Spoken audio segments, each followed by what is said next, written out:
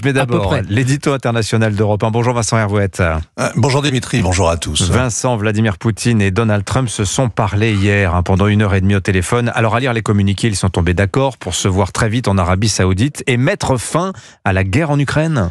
Oui, Donald Trump avait promis de régler la question en 24 heures et il a suffi d'1h30 au téléphone pour capituler. C'est d'autant plus glaçant qu'on évitait de regarder la réalité en face depuis 1 an et demi. La vérité militaire, l'armée russe a gagné, elle a payé le prix fort, mais personne ne la délogera de la Crimée et du Donbass qu'elle a conquis.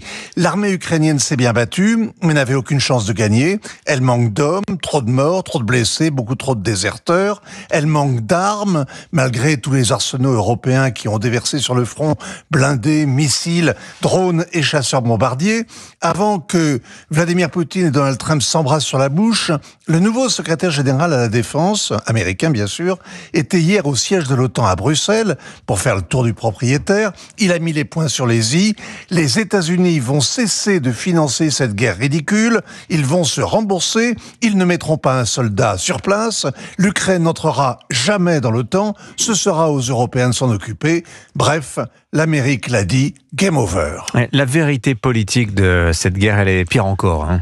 La négociation n'a pas commencé, mais il ne reste plus grand-chose à négocier. Moscou a obtenu hier une forme de reddition. On ne voit pas ce que la Maison-Blanche lui a mégoté. Hier encore, Volodymyr Zelensky dénonçait toute idée de discussion avec le Kremlin comme une trahison. Il serait désormais prêt à s'asseoir en face de Vladimir Poutine, mais ça n'arrivera pas. Les Russes refusent de lui parler. Ils disent que son mandat a expiré l'an dernier. Son élimination faisait partie de leur but de guerre. Eh bien, la guerre fait les voleurs et la paix les fait pendre. L'heure des comptes va sonner à Kiev aussi. Mais il y a plus grave. Sa défaite est celle de l'Europe. L'Europe qui s'est laissée entraîner par les anglo-saxons, qui a rompu avec la Russie et sa manne énergétique, qui lui fait la guerre par Ukrainiens interposés. L'Europe qui est mise ce matin devant le fait accompli. Les palabres se passent sans elle, loin d'elle. Elle a perdu, elle va payer. Et alors comment, combien Vincent ?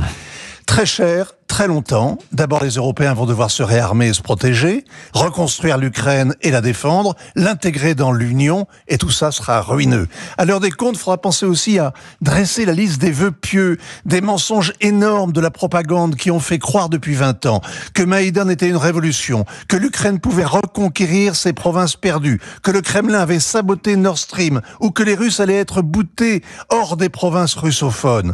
De la contre-offensive triomphale annoncée il y a 2 ans, jusqu'à la brigade Anne de Kiev formée en France, que d'illusions lyriques. La toute dernière, ce sont les garanties de sécurité que devrait donner l'Europe pour que les Russes ne recommencent pas.